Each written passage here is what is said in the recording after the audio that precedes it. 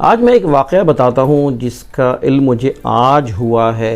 हालांकि मेरा एक दोस्त था जो कि कत्ल हो गया, और ये बहुत पुराना दोस्त था और काफ़ी अरसे पहले की बात थी। आज मुझे उसके बारे में सुनकर बड़ी हैरत हुई।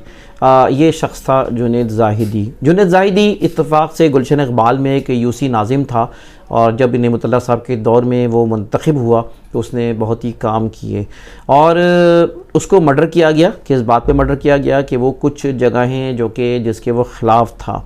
हालांकि उसको ऑफ़र की गई एक जगह है, आप जानते हैं यहाँ पर जो कि गुलशन इक़बाल में जो है मशहूर झील है, तो उस झील के पास कुछ जगह पीछे थी जिनको चाइना कटिंग के तहत अब बंगले बना दिए गए, मकानात बना दिए गए, चाइना कटिंग दवा उसमें वो शख्स रुकावट बना हुआ था। जुनैद ज़ाहिदी नहीं चाहता था कि वहाँ पे वो नाजायज़ जो है तामीरात हों। जुनैद ज़ाहिदी साहब को आज मुझे पता चला कि ऑफ़र की गई थी उनको प्लॉटों की कि आपको जायदाद देंगे, आप ये बीच से रास्ते से हट जाएँ। तो वो नहीं माने। उन्होंने बनी हुई चीज़ों को गिरवाया, नाजायज़ तामीरात को गिरवा दिया। अब ये चीज़ थी जो कि उनके कत्ल का बायस बनी। एक दिन उनको जो है ना मार दिया गया, शहीद कर दिया गया।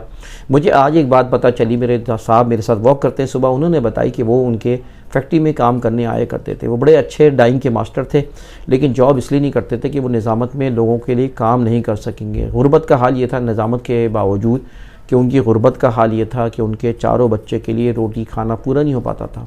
उनकी गुर्बत का हाल ये था कि मेरे दोस्त ने बताया कि मैं उनको बाज़ दफ़ा कपड़े और दूसरी चीज़ दिया करता था, कभी पैसे दे दिया करता था ताकि वो जो है ना अपने घर बसर कर सके, क्योंकि उनके पास रोज़गार कोई प्रॉपर इंतज़ाम नहीं था। वो लगे हुए थे, वो मेहनत करते थे, दिन और रात एक कर दी थी।